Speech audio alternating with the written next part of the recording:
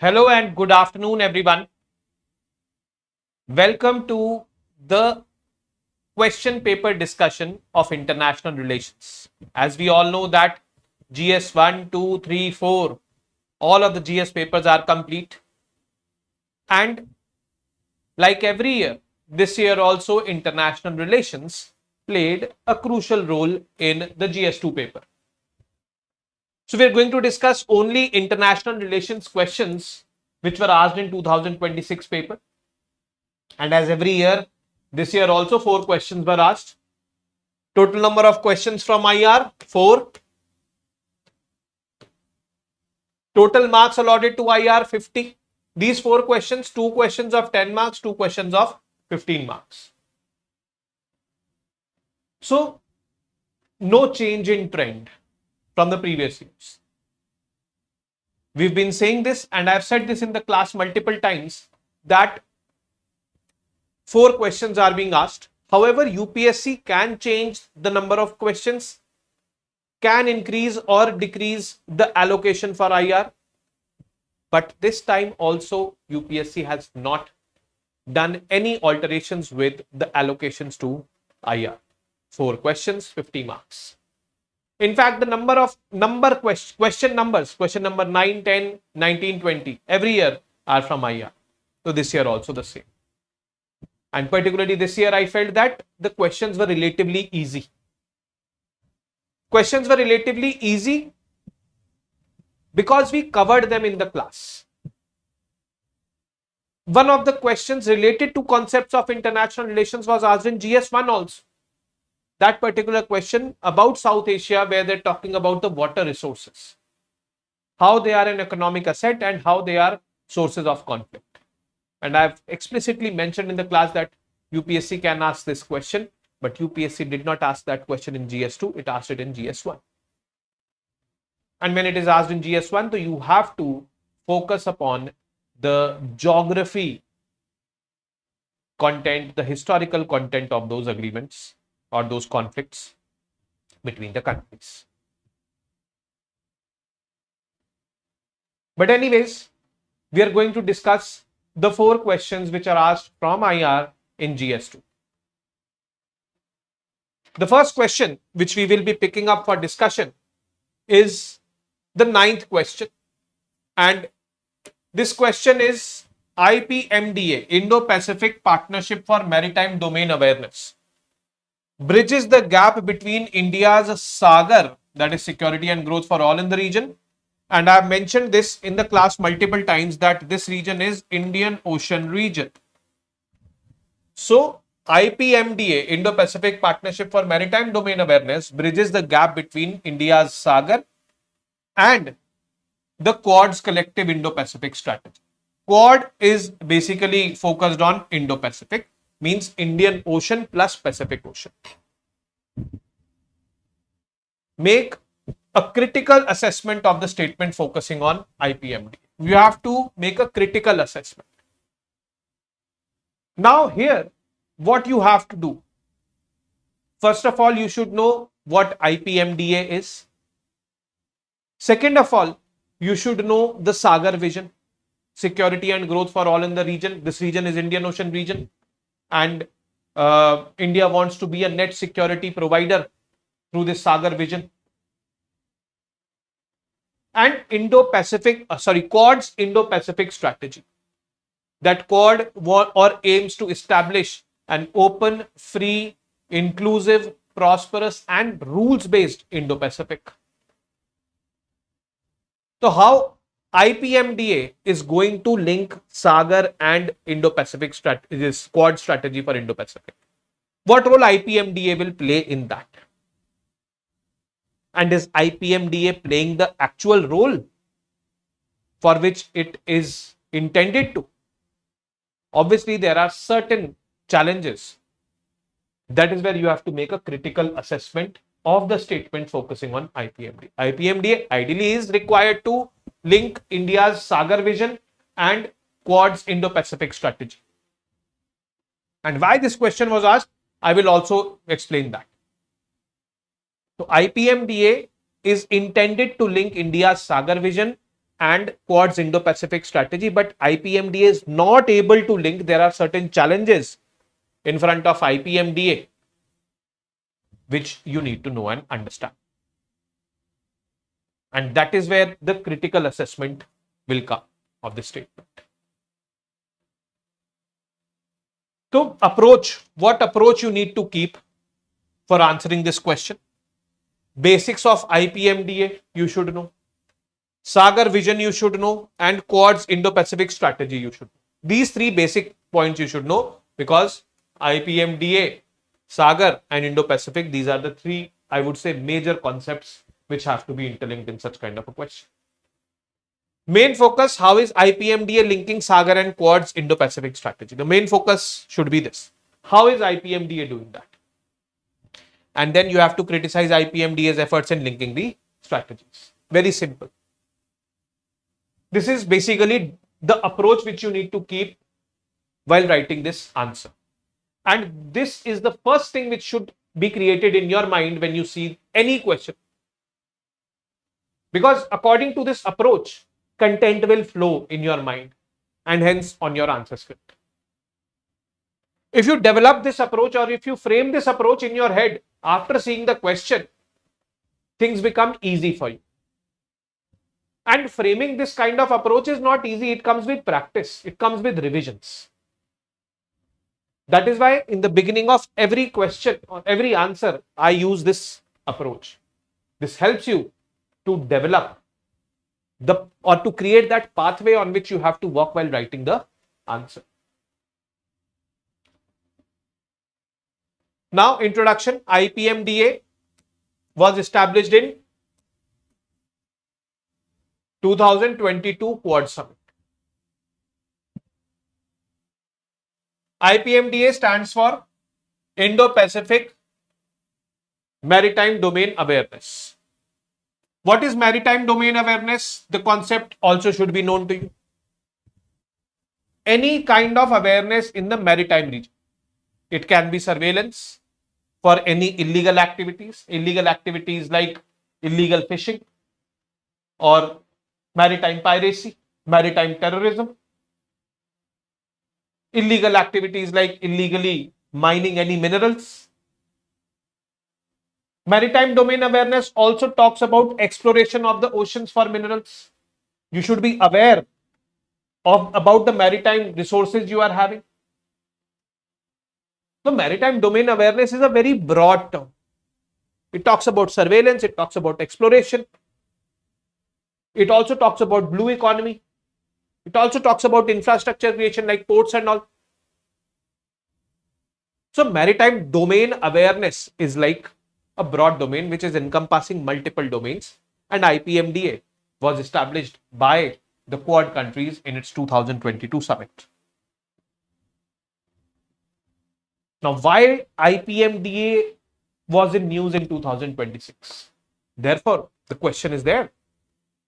In 2026, India started operationalization of Indian Ocean Region Program. Indian Ocean Region Program under IPMDA through Information Fusion Center of the Indian Ocean Region, which is headquartered in Gurgaon.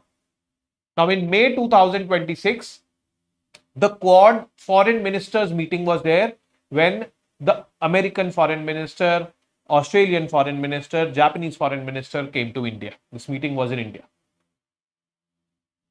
And in this Quad foreign ministers meeting, India started the operationalization of Indian Ocean Region Program, which is also a program aimed at maritime domain awareness in the Indian Ocean region under IPMD. Objective of this program, Indian Ocean Region Program, was to improve maritime surveillance. Real-time information sharing should be there, and monitoring of unlawful maritime activities. Unlawful maritime activities like illegal fishing,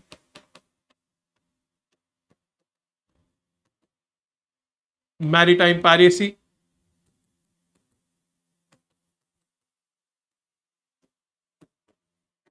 maritime terrorism.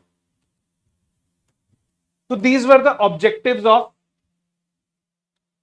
the Indian Ocean Region Program. Indian Ocean Region Program basically pertains to our Sagar policy. Sagar is for Indian Ocean region. And IPMDA created by Quad, which focuses on Indo-Pacific. So this is what the question is demanding, no? You have to find what IPMDA is doing to link India's Sagar policy with Quad's Indo-Pacific strategy. So this IPMDA में we are running our Indian Ocean region program. So we are kind of pursuing our Sagar policy through IPMDA. And IPMDA overall is pursuing maritime domain awareness in Indo-Pacific region. Okay. So basically, how is in the body part when you come, how is IPMDA linking Sagar and Quad's Indo-Pacific policy?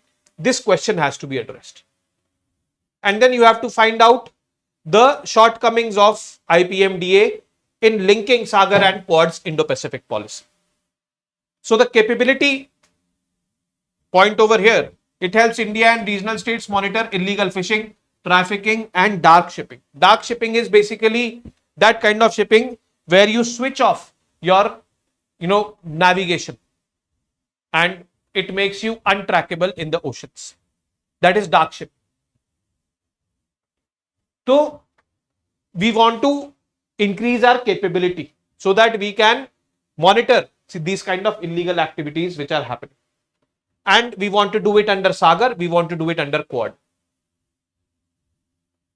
Both of them we want to do it under. And IPMDA is helping us do it. Then Sagar converts India's vision of being a net security provider into practical maritime surveillance and capacity building. So we want to be a net security provider to the countries in the Indian Ocean region. This is our Sagar vision, security and growth for all in the region. So we want to give security, maritime security. That is very important for the countries in the region. We want to be a net security provider, and IPMDA, which will enhance our maritime domain awareness capabilities, will automatically enhance our surveillance capabilities because surveillance is part of maritime domain awareness. Or it will help us pursue our Sagar vision. Okay. So on the other hand, Quad aims to ensure maritime security and economic growth. Quad ke bhi aim yahi. The same aims are there of Quad. So IPMDA is helping to pursue these aims also. When Quad was established in 2017, then it had only one objective, ensuring maritime security. But with time, the list of objectives have broadened. It is talking about increased trade. It is talking about climate change. It is talking about exploration of critical minerals, trade of critical minerals. It is also talking about healthcare. So this maritime domain awareness, since it is a broader domain, which IPMDA is pursuing, it will help Quad in achieving its objectives, almost all the objectives. So it is helping Sagar, it is helping Quad objectives also to be achieved, IPMDA. But criticisms. Why is IPMDA not able to, pursue this linkage between Sagar and the Quad's vision? So see, the first and a very practical challenge is the individual capabilities of the countries in this region. Individual capability of countries in the region. If they have less capability, we can help them, but to a certain extent. If we overindulge with them, then there are question marks raised due to sovereignty concerns. Like we engaged with Maldives from 2018 to 2023. So there was a big question mark for India is going to take away the sovereignty of Maldives. So see, these kind of concerns develop. On the other hand, if these countries, small countries, are not having their own capabilities, then maritime domain awareness is not possible. So the capabilities of individual countries in the region, is not there too much. Therefore, success of IPMDA becomes a big question. Many countries are not having surveillance, exploration and economic capabilities. And if India engages with them for these kind of domains, then there are sovereignty concerns. Too much engagement raises sovereignty concerns, as similar concerns are prevalent with respect to China. What we say for China in its Belt and Road Initiative, that China is going to lay you in debt traps, China is going to take away your sovereignty. We build this narrative. Then China will also build this narrative to counter us. And hence, the objectives of IPMDA will not be met. Too much engagement under IPMDA makes China vocal for sovereignty concerns as well against us. So competition with China intensifies. So these are the two, I would say, major hindrances in IPMDA not, I would say, able to achieve ideally the Sagar vision and the Quad's Indo-Pacific strategy. So India under its watch can make IPMDA overcome its challenges. And, one of the factors is the reliability factor. Countries in the region should rely on India. That India is a trusted partner. India will not take away our sovereignty. This kind of confidence we will have to build among the countries in the region. Then only we can engage with them for increasing their maritime domain awareness, and then IPMDA's actual objectives can be met. Sagar's vision can be achieved. Quad's Indo-Pacific vision can be achieved. So this is what we need to know and understand about this particular question. The next is about BRICS. It was quite expected because in India this year there is the BRICS summit. India is hosting BRICS summit next month, that is in September. And a question was expected. The question was, BRICS acts as a powerful counterweight in global governance, actively amplifying the voice and influence of Global South.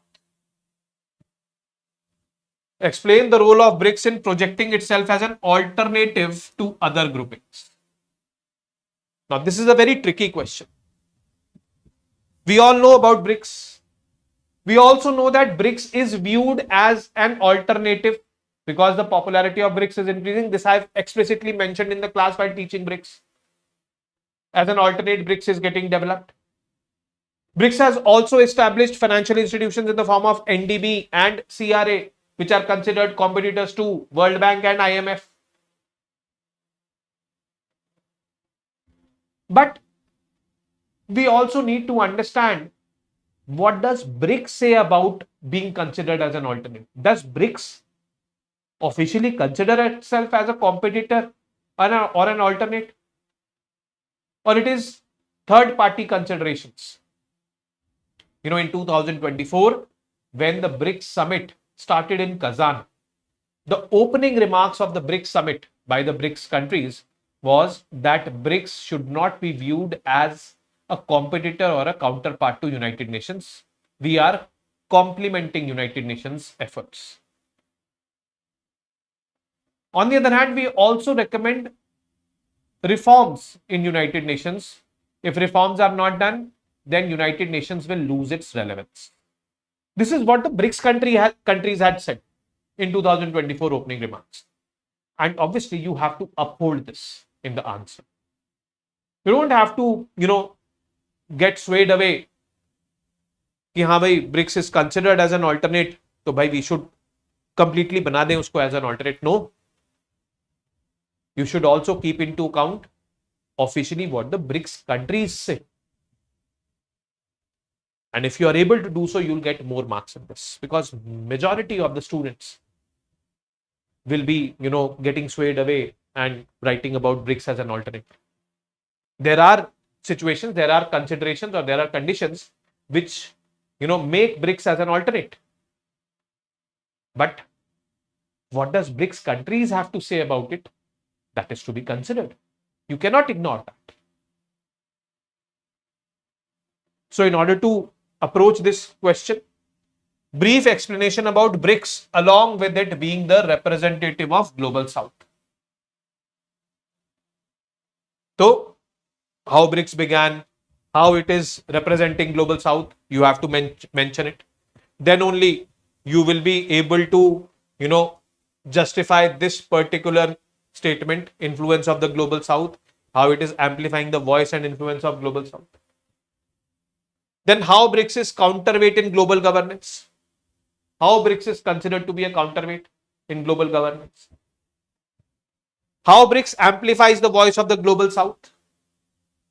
And finally, role of BRICS in projecting itself as an alternate to other groupings like United Nations and G7. When you get this word other groupings, you have scope of assumption. You can assume United Nations, you can assume United Nations and G7. You can assume G7 only. You can assume any other SCO also you can assume, but SCO is also an organization of the global south, so don't assume that. You can assume Quad. Whatever you want to assume, you can assume. But when they are talking about global governance reforms, so it is best that you assume United Nations. So take care of these, small things. Accuracy will come in your answer, which is very important. So, how will you introduce this? BRICS was formed in the year 2009-10. It was basically the BRIC countries, Brazil, Russia, India, China, which came together. And in 2010, BRIC became BRICS with the inclusion of South Africa. Now, since it became BRICS, it truly represented the global south. Global south is what? Global south is developing and underdeveloped countries of Asia, Africa, and South America. Developing and underdeveloped countries of Asia, Africa, and South America. So, Brazil from South America, Russia, India, China, Asia. Majority portion of Russia is in Asia. Then South Africa from Africa. All the three continents and all the countries are developing countries. The biggest developing countries these are. So this BRICS is considered to be an organization of the global south. Now, how will you approach the body? Global governance. How BRICS is counterweight in global governance. Of global governance, when it is talked about, so United Nations should be the first organization which should come to your mind, because global governance, United Nations does. G7 does not do. It is United Nations and its related organizations or affiliated organizations. So global governance is flawed as it is dominated by the developed countries. Why I am saying that dominated by developed countries? Because financial institutions like World Bank and IMF are accused of discrimination against the global south. They discriminate. They either will not give you loans or they will give you loans on their terms and conditions at increased rate of interest. So they discriminate and they are dominated by the West. If you pick up any of the heads of World Bank, you will find that person to be an American citizen. And any head of IMF, that person to be a European citizen. So their domination is there. And due to domination, discrimination is there. So BRICS here have come up with counterparts of World Bank and IMF, that is New Development Bank and Contingency Reserve Arrangement. Both of these organizations or both of these banks were established in the year 2015. It was agreed to in 2014.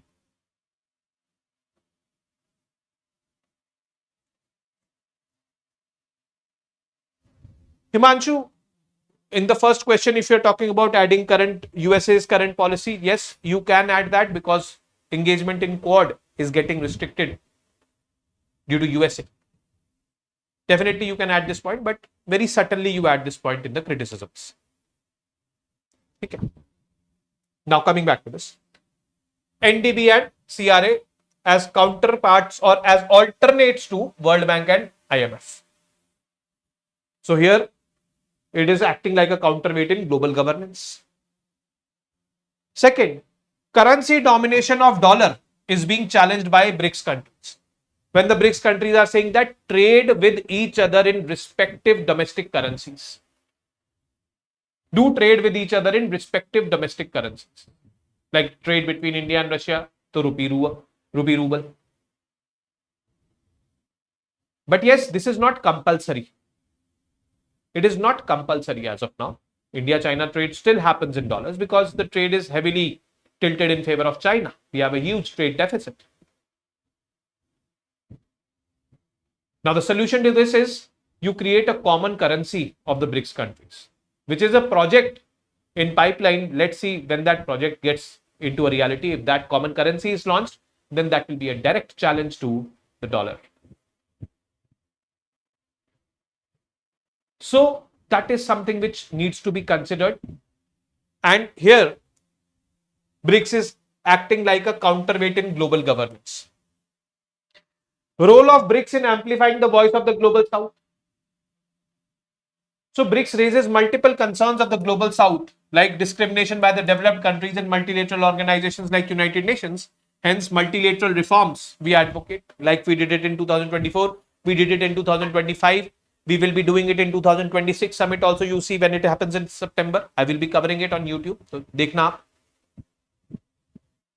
Then concerns regarding climate finance. Climate finance is the money which has to come from the developed countries in the global south.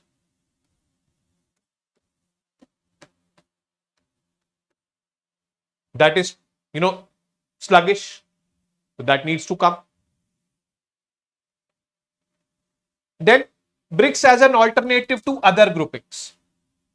Now here you need to be smart. You need to, highlight the official statement by BRICS in 2024. And that was an opening remark. The opening remarks of 2024 BRICS summit in Kazan was that BRICS should not be seen as an alternative to United Nations. In fact, BRICS should be viewed as complementary organization. The question is demanding that what role is BRICS or what role does BRICS play in acting as an alternate to other organizations. So BRICS say that I am not an alternate. I am complementing. All the members of BRICS are members of United Nations. So I am not an alternate or I am not a competitor. But I want you to do reforms. If you don't do reforms, your relevance will reduce. Mine is already increasing. United Nations is a global organization. United Nations deals with poverty, hunger, overall development. It deals with climate change. It deals with postal laws. It deals with telecommunication laws. It deals with child rights. It deals with preservation of culture, scientific, technology. Lot of things it deals with. BRICS as of now does not deal with so many things. BRICS does not have specialized agencies like, World Bank has, United Nations has.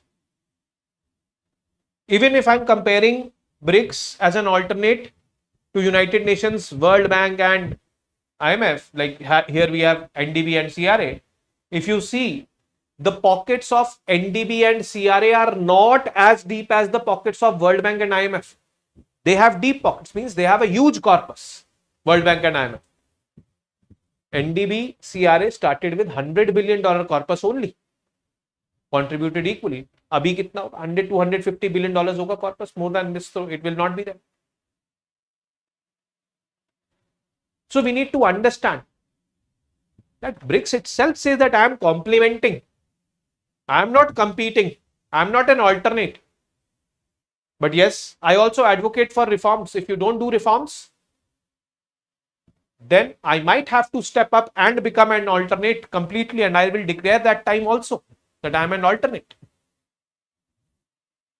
So this nuance has to be understood in this particular question. And that is why it makes this question very interesting. And obviously, if you are not having this information, you will not be getting exceptional marks in this answer. You will be getting average marks if you portray BRICS as an alternate completely. But you have to understand the official statements. That is why I focus on official statements too much in the class. And I always say that don't assume this is going to backfire. And this is where UPSC has asked a question. Now coming to our third question for discussion. This question is about the diaspora. So India's global diaspora acts as a living bridge.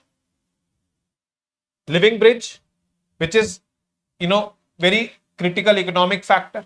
It acts as a living bridge, as a critical economic factor and knowledge network in transforming cultural heritage into geopolitical influence. So what is it saying? That our global diaspora is acting like a living bridge, one, a critical economic factor, two, and knowledge network, three.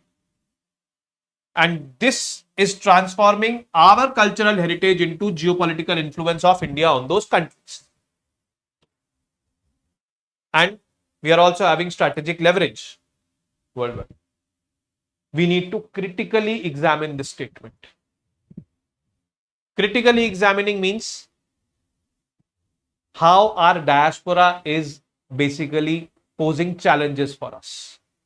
Not able to act like a bridge, not able to act like an economic factor, not able to act like a knowledge network where our cultural heritage is transforming into geopolitical influence. It is in fact backfiring us. It is reducing our geopolitical influence.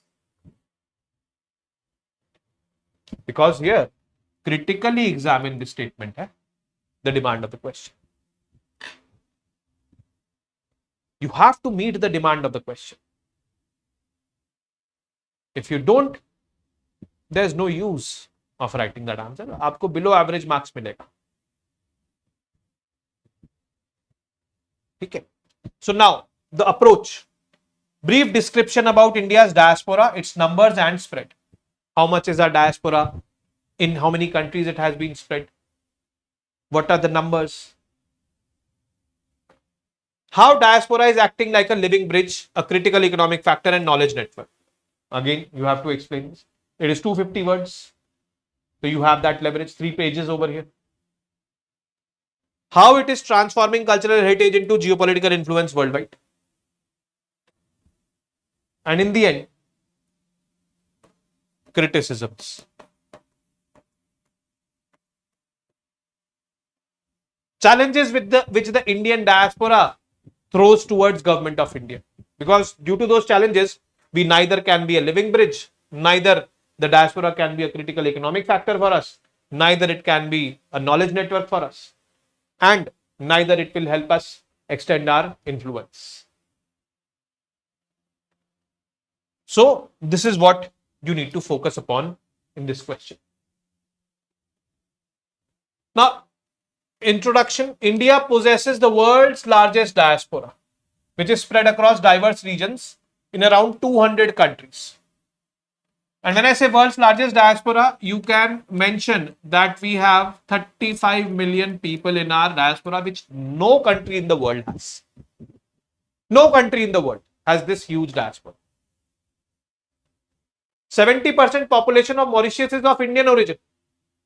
Diaspora in the Western countries is increasing year by year.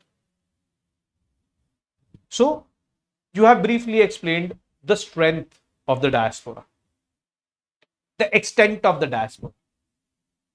And mentioning this was very important in the introduction. Now coming on to the body, diaspora as a living bridge. Indian origin communities facilitate people-to-people relations with host countries. So cultural ties, they are facilitated. Intermixing of cultures also happen.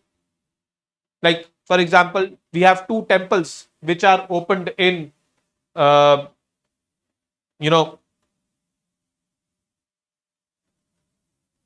UAE like country. Many states in USA are celebrating Diwali as a state holiday. Hello, Akash.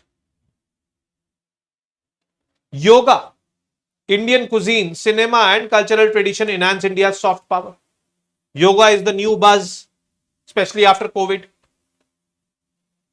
Then political representation of people of Indian origin in countries such as USA, UK, Mauritius and other creates international diplomatic constituencies for us.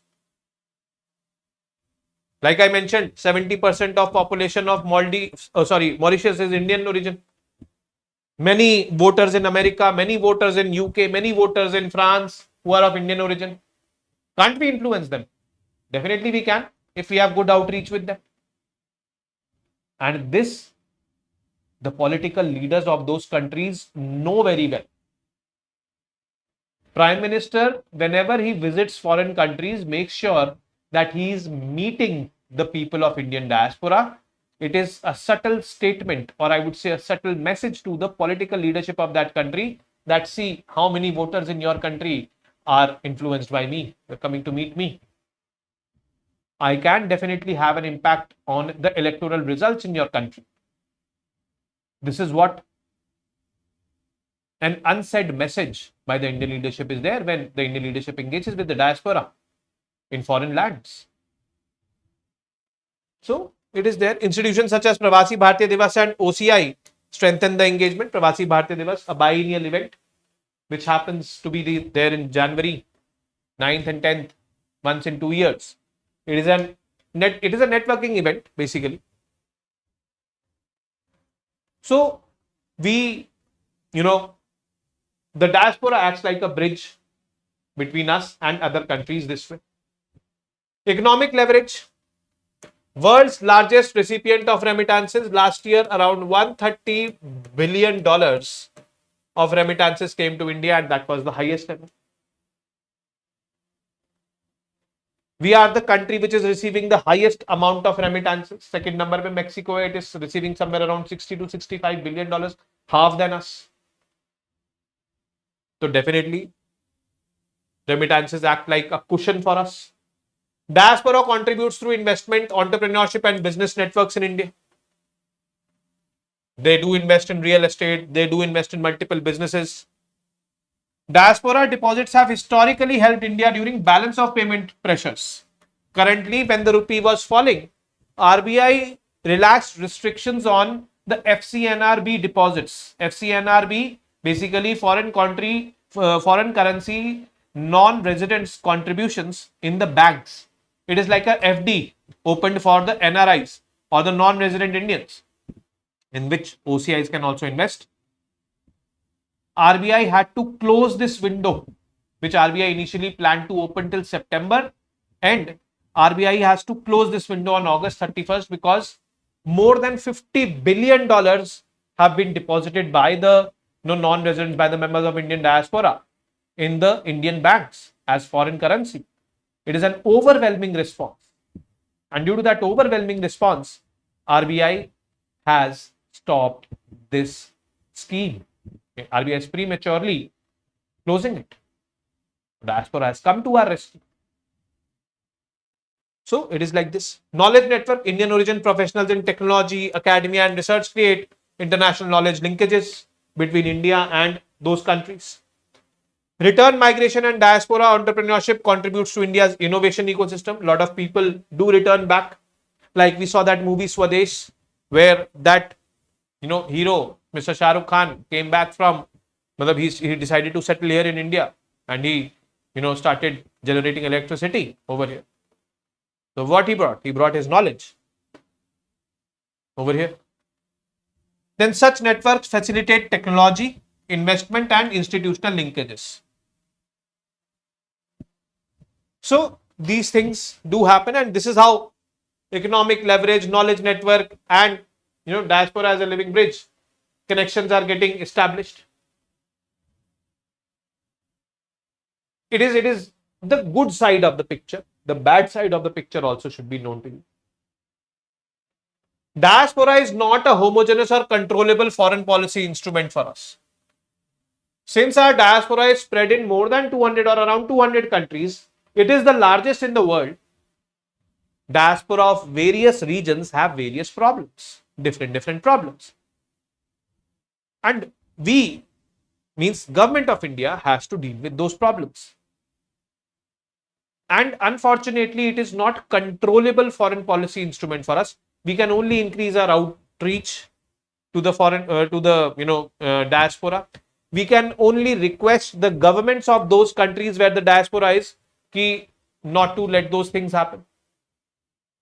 let's suppose that particular country rolls out a policy which restricts immigration of Indians in that country, passes a law. Can we do anything? Like Donald Trump administration hiked the H-1B visa fees to $1 lakh. Can we do anything? No, it is their policy matter. It is their sovereign right. But that policy will impact the Indian diaspora. Indian diaspora, even if it complains to the government of India, we don't have much control. It is not a controllable foreign policy instrument. This is what we need to understand.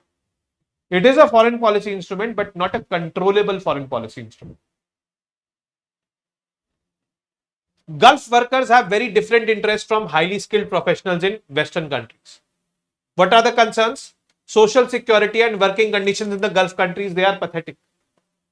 And when we do this negotiation with the governments of the Gulf countries, they, are not so much interested in,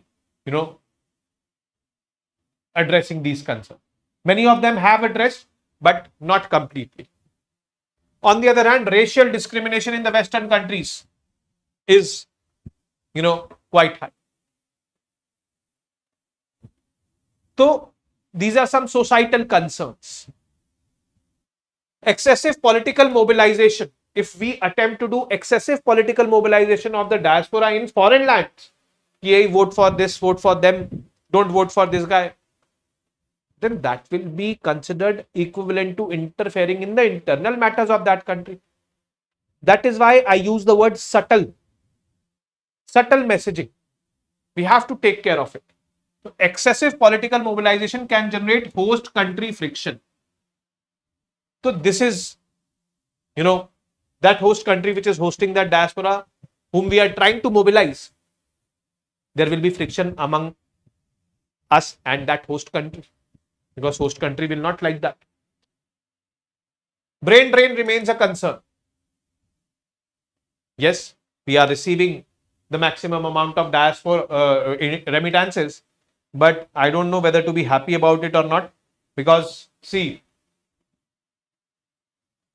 brain drain is happening, and due to that, remittances are coming back to India. So this is what you need to know and understand. Then separatist movements like Khalistan movement by the diaspora is a difficult reality for India. Because of this type of movements, we cannot consider our diaspora as an economic source or as a living bridge. The Khalistanis, present in UK or Australia or Canada, they don't consider India as their Matrabhumi. They say that we want a separate country, Khalistan, that is our Matrabhumi.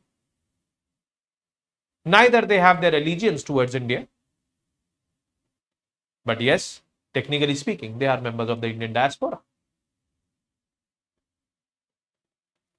So this is what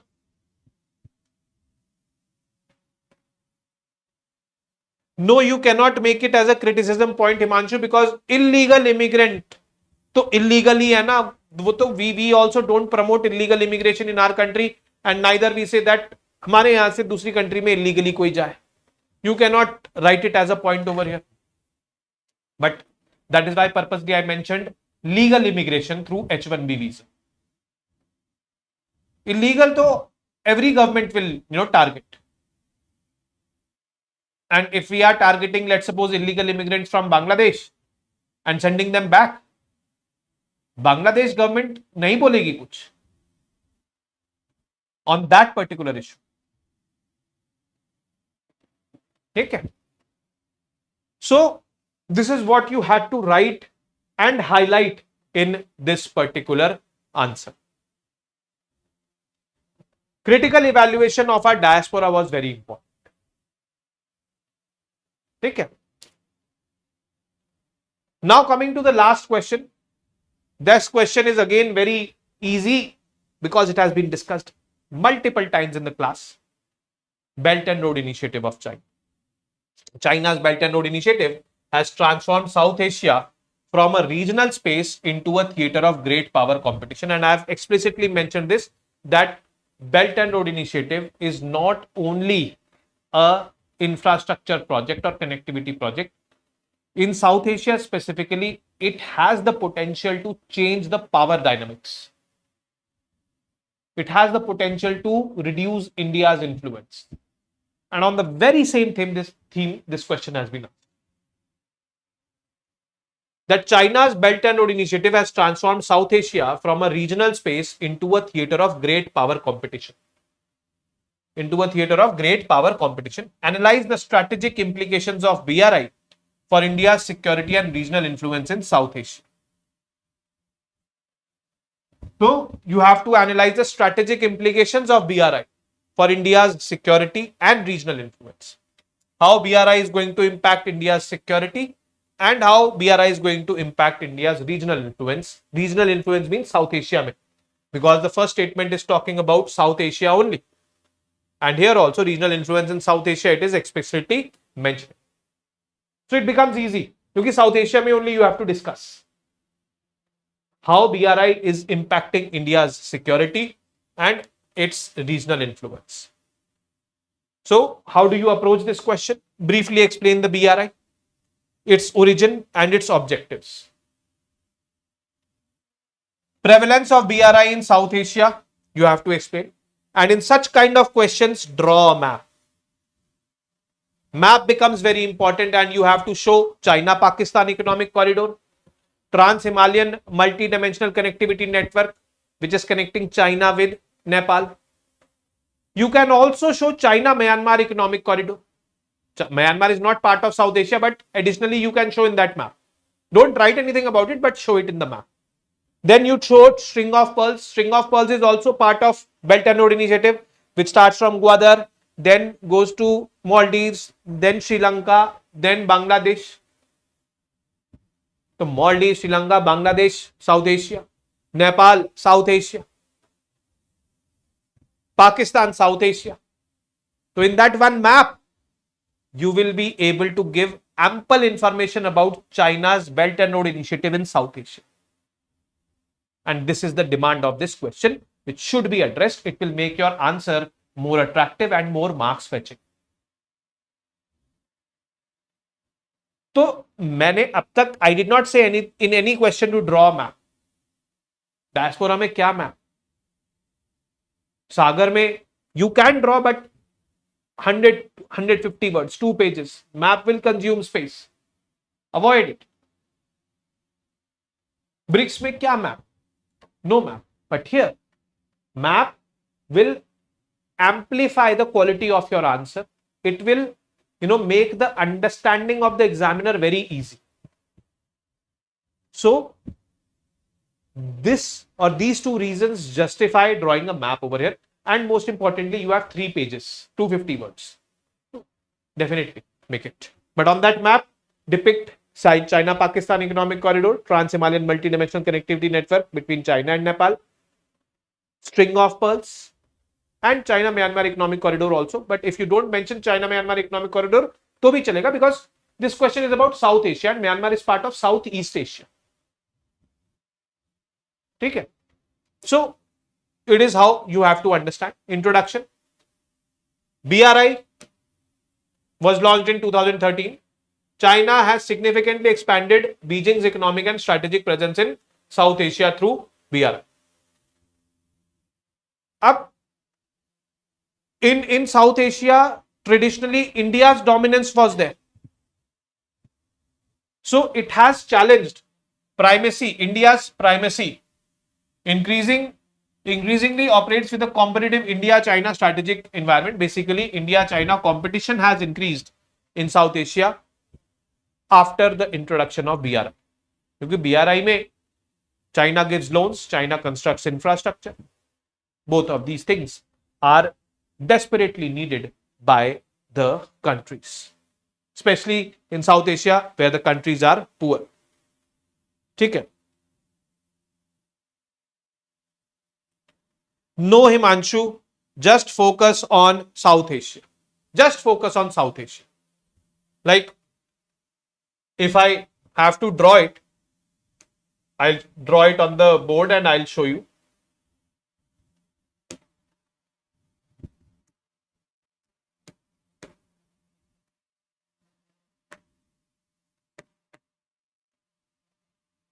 This is India.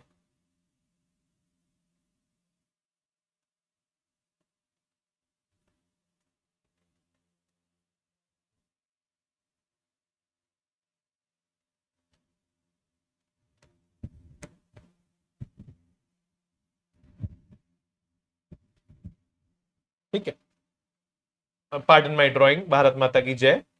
Pardon my drawing. This is China over here. This is Pakistan over here. This is Nepal over here. You can draw Bangladesh over here. Sri Lanka over. You can draw this one. Then what you do? You draw China-Pakistan Economic Corridor. CPEC, which is ending at Gwadar.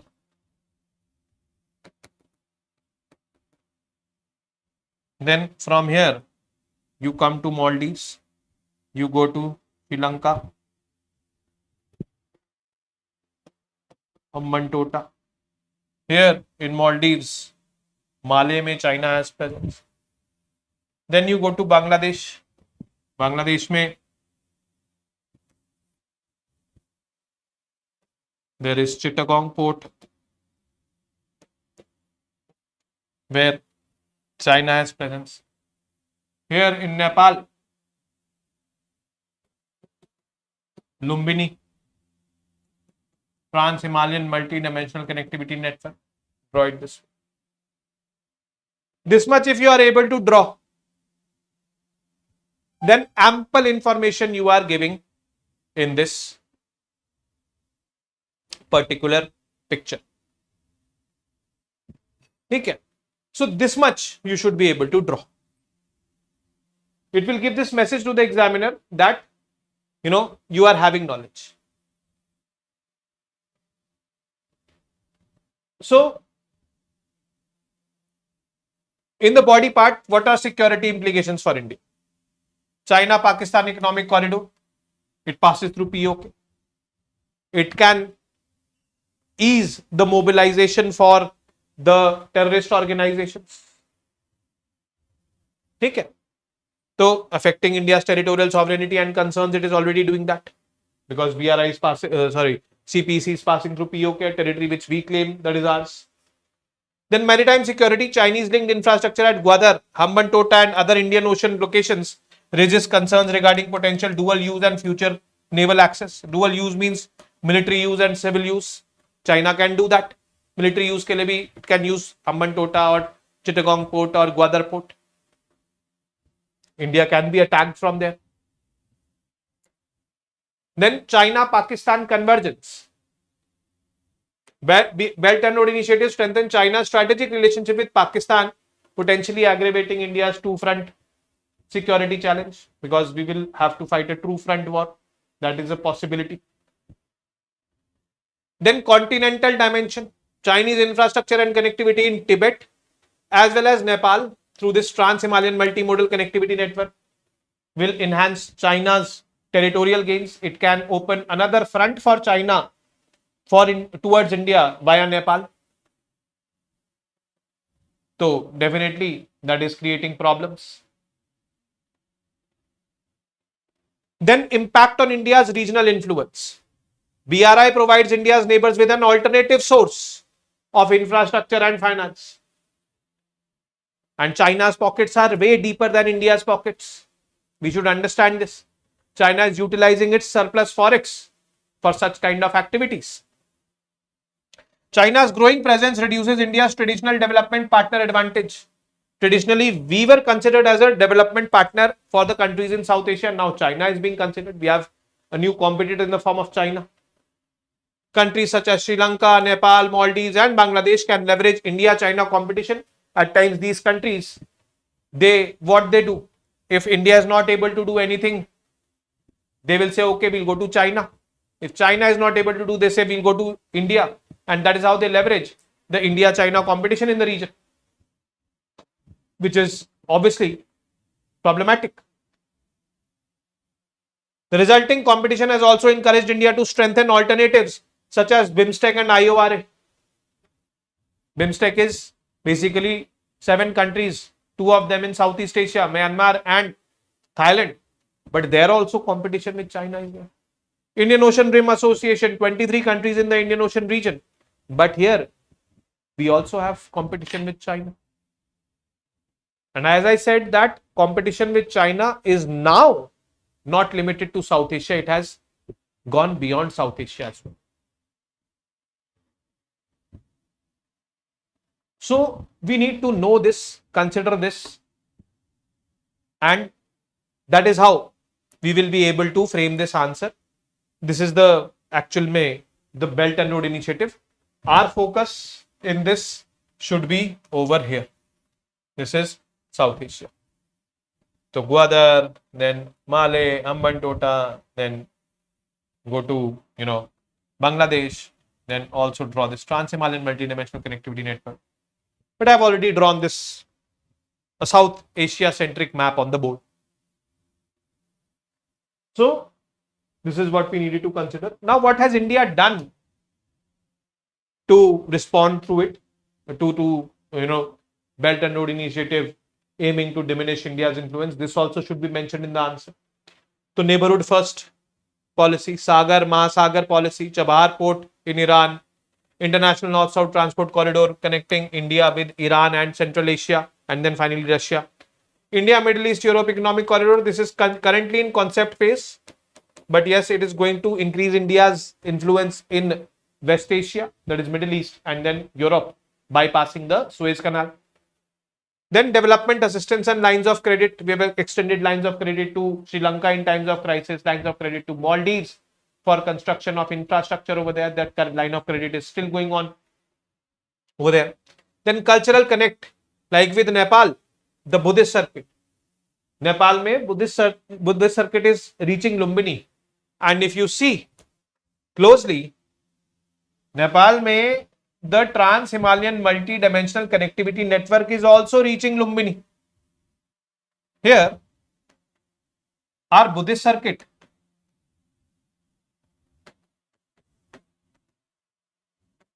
is also reaching Lumbini. So we are using our cultural richness to counter the economic richness of China. Basically, the main aim is to extend influence. And if you are able to do it through our rich culture, that is Buddhist circuit, is a classic example. We are doing that. So this is what you need to understand and write in this particular question. And if you are able to address these demands of the question, you will definitely get marks. If you are able to draw a map, you will get good marks in this question. So this is what I wanted to say, and this is basically the end of discussion from my end. If you have to ask any questions, please feel free to ask questions in the comment section. All these 4 questions were doable. They were easy. Those who have attended international relations classes as well as current affairs classes, because in international relations classes, IPMDA specifically was not discussed. But yes, apart from it, everything was discussed in the classes. IPMDA was in news in May 2025 when the Quad Foreign Ministers meeting was there, hosted by India.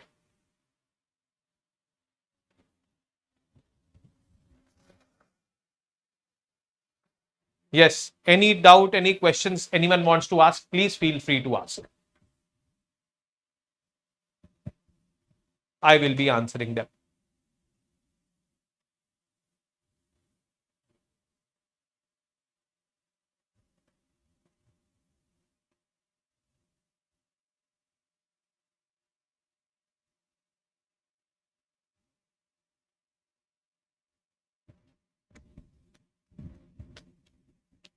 Okay.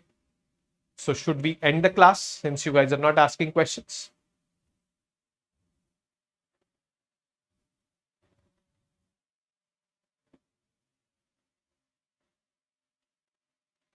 Yes, Himanshu, context should be understandable. Some specific information with respect to IPMDA was required. तो वो current affair से आपको मिलती है. But apart from it, all the questions I think were doable, very easy. And I believe that those who have attended the classes sincerely would be able to do those questions. ठीक है, चलो ठीक है. Let's find up then. All the best to you guys. Study well. Do analyze the papers. Do watch the videos of all other subjects on the Khan Global Studies YouTube channel. All the teachers will be taking. And accordingly, create a framework, create an approach for preparing. So that is it from my end. Good luck. All the best to you guys. Namaste. Jai Hind. See you soon.